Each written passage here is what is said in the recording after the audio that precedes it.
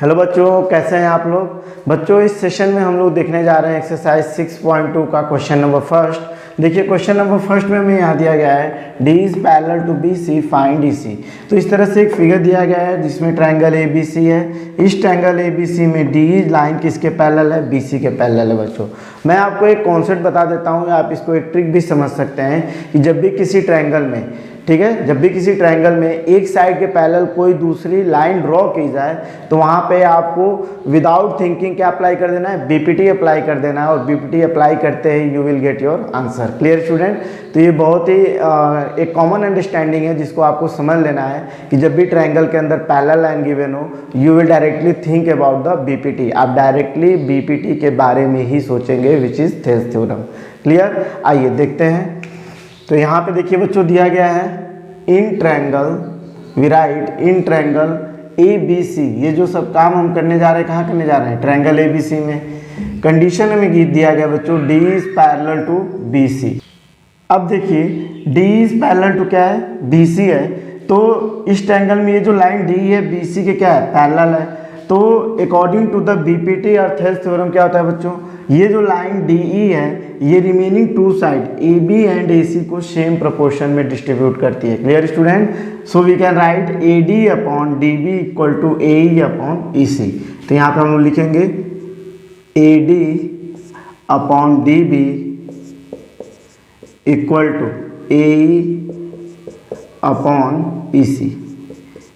Value put करेंगे student, तो this is 1.5 upon D B की वैल्यू कितनी है 3 equal to A is given 1 and we have given E C. E C की value दिया नहीं गया बच्चों, इसी की वैल्यू निकालनी है। So do the cross multiplication 1.5 multiply E C equal to 3 1 जा 3। तो ई सी कितना मिल जाएगा बच्चों 3 अपॉन 1.5। क्लियर। इसको सिंप्लीफाई कर लेंगे, this is 1 and this is 2। So we get E C equal to 2 centimetre.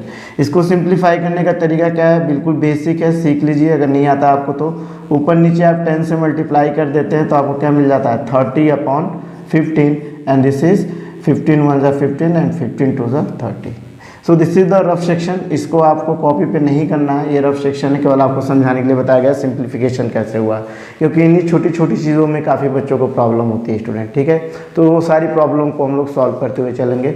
Now come to the next part. Next part में देखिए बच्चों हमें दिया गया है D is parallel to B C and find A B. तो यहाँ भी हमें वही कंडीशन गिवन है, ये लाइन डी किसके पैरेलल है, बी सी के पैरेलल है, और यहाँ पे हमें ए डी फाइंड आउट करना है। तो ये दूसरा फिगर है। तो इसमें भी देखिए बच्चों सेम कॉन्सेप्ट है। अगर ट्रायंगल के अंदर इस साइड के पैरेलल ये लाइन ड्रॉ की गई है तो ये जो लाइन है रिमेनिंग टू साइड्स को सेम प्रोपोर्शन में डिस्ट्रीब्यूट करेंगे and this is the BPT of Thales theorem. Clear student. बिल्कुल बेसिक है यार, आपको बिल्कुल समझते हुए चलना है। तो चलिए देखिए हम लोग कहाँ कर रहे हैं, in triangle A B C. Triangle A B C में ये सारा कॉन्सेप्ट अप्लाई होगा। Now here we have given what, D is parallel to B C. ये चीज़ हमें दिया गया बच्चों। तो जैसे ही हमें ये चीज़ मिला कि D is parallel to B C, we will directly apply the basic proportionality theorem which is A D upon क्या लिखेंगे बच्चों, डी बी इक्वल टू यहाँ पे क्या लिखेंगे A E upon E C. Clear student. Reason दे देंगे by BPT. ये हमें कैसे पता चला, बीपीटी के थ्रू पता चला। Clear student. तो AD की वैल्यू हमें निकालनी है, तो AD यहाँ पुट कर लेंगे and DB is here 7.2 equal to A की वैल्यू पुट करेंगे बच्चों 1.8 and EC is 5.4। Do the cross multiplication बच्चों। So this is 5.4 multiply AD equal to क्या मिल जाएगा 1.8 मल्टीप्लाई 7.2। AD की वैल्यू निकालने के लिए हम लोग क्या करेंगे 1.8 मल्टीप्लाई 7.2 में किससे डिवाइड कर देंगे, यहाँ बच्चों ले जाके 5.4 से डिवाइड करेंगे। इसको सिंप्लीफाई कर लेंगे तो ये 9 6 जा 54 मिल जाएगा, 9 8 जा 72। फिर सिंप्लीफाई करेंगे 2 4 जा 8 एंड 2 3 जा 6 एंड 3 से इसको सिंप्लीफाई करेंगे सो वी गेट 0.6। तो AD इक्वल टू क्या हो जाएगा 0.6 multiply 4 so we get 2.4 centimetre. Clear student. और इस तरह से हमारा आंसर आ जाएगा। इसके बाद हम लोग मूव करेंगे क्वेश्चन नंबर सेकंड की तरफ। आइए बच्चों क्वेश्चन नंबर सेकंड देखते हैं। क्वेश्चन नंबर सेकंड देखिए बच्चों दिया गया है E and F are the point on the side PQ and PR respectively of triangle PQR। तो हमने एक ट्रायंगल PQR लिया, इसमें पी क्यू पर पॉइंट ई है और पी आर पे आपका क्या है, पॉइंट एफ है। ऐसा आपको क्वेश्चन बोला गया है। For each of the following cases state whether E F is parallel to Q R. तो ये जो लाइन ई एफ है ये क्यू आर के पैरेलल है कि नहीं है, ये आपको गिवन कंडीशन के अकॉर्डिंग बच्चों चेक करना है। Clear student? तो इस क्वेश्चन में कुछ कंडीशन गिवन है, उन कंडीशंस को अप्लाई करके आपको चेक करना है कि ई एफ क्यू आर के पैरेलल है कि नहीं है। तो बच्चों इसमें जो कॉन्सेप्ट लगता है वो कॉन्सेप्ट क्या होता है, that is the converse of BPT. ठीक है, सबसे पहले भी ट्रायंगल में हम क्या करेंगे, अगर हमें ये चेक करना है कि ई एफ क्यू आर के पैरेलल है कि नहीं है, तो सबसे पहले हम लोग पी ई निकालेंगे और upon E Q, P E upon E Q की वैल्यू निकालेंगे। After that P F upon F are की वैल्यू निकालेंगे और इन दोनों वैल्यूज़ को निकालने के बाद चेक करेंगे कि दोनों की वैल्यू इक्वल है कि नहीं है।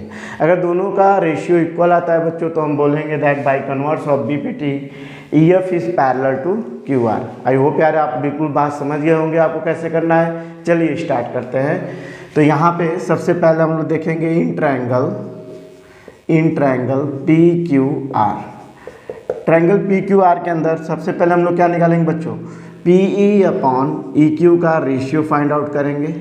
P E upon E Q equal to, P E की वैल्यू देखिए कितनी दी गई है 3.9 अपॉन ई क्यू की वैल्यू गिवन है 3। सो दिस इज 3 1 जा 3 and this is 1.3, so we gate 1.3। Clear student? चलिए इसके बाद ये रेशियो निकालेंगे P F upon F are. निकाल लीजिए इसको भी बच्चों, P F upon F are. P F की वैल्यू देखिए क्या रखेंगे 3.6 अपॉन एफ आर दिया गया आपको 2.4।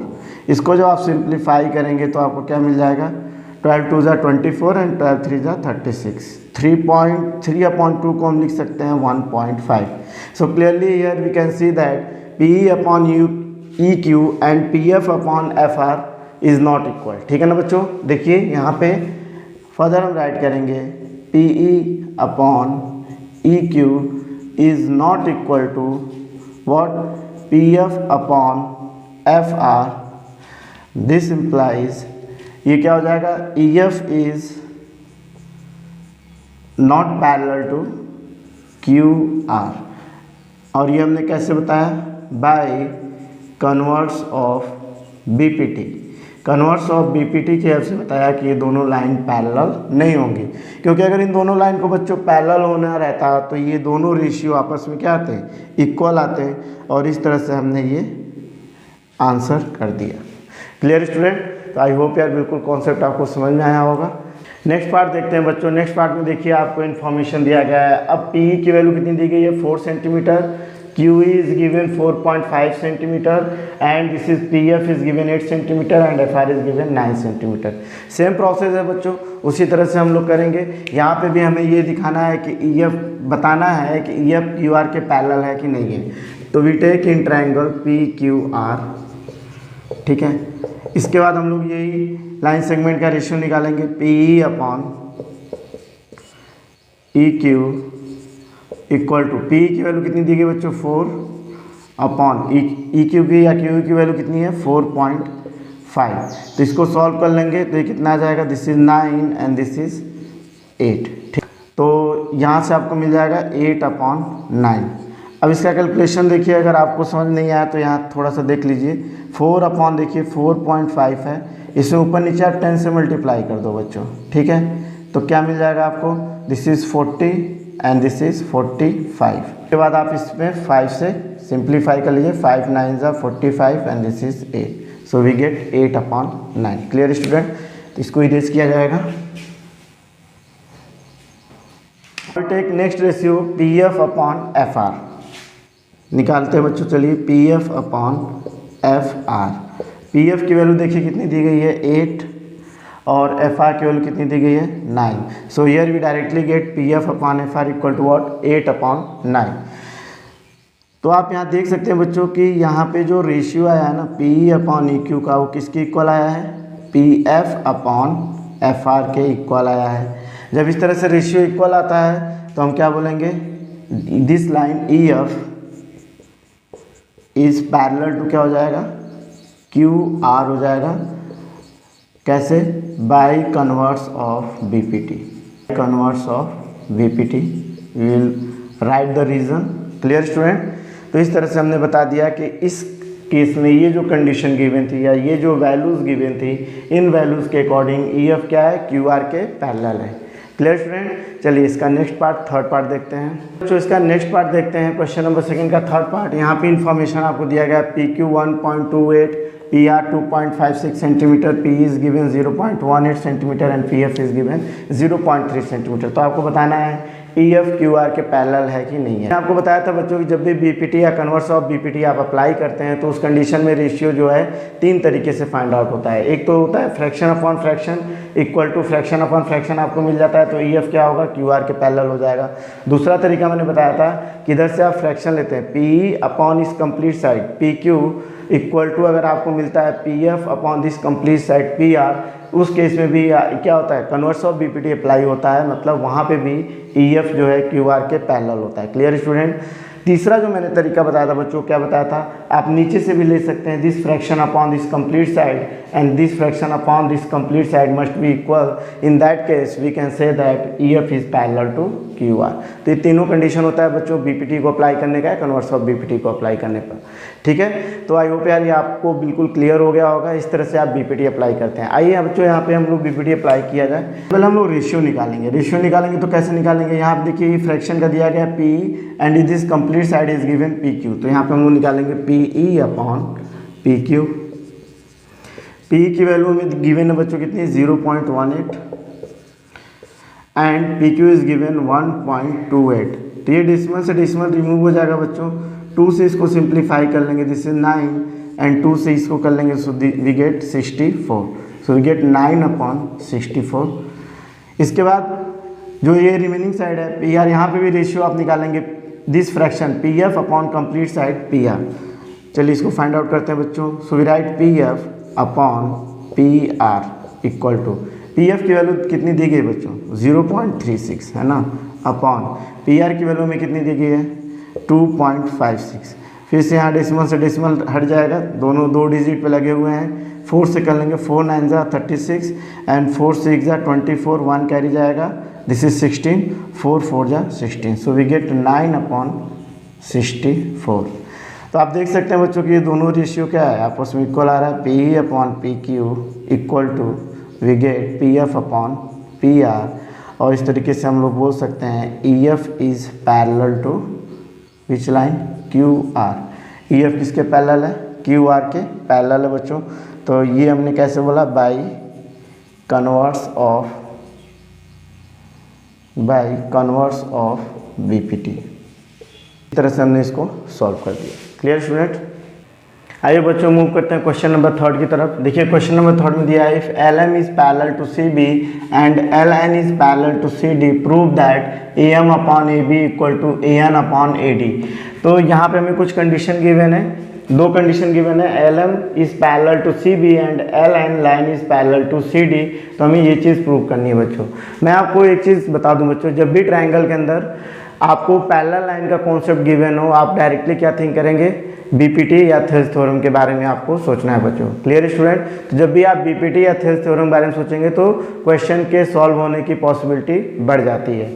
आइए देखते हैं। तो सबसे पहले आप रिकग्नाइज करिए कि ये जो कंडीशन है LM is parallel to CB, ये किस ट्रायंगल में दिया गया है। वो सबसे इंपॉर्टेंट चीज़ है बच्चों कि आपको वो ट्रायंगल रिकग्नाइज करना जिसमें ये पैरेलल लाइन गिवन है। तो जब आप ध्यान देखेंगे तो आपको यहाँ ये लाइन LM है और ये क्या है, BC है।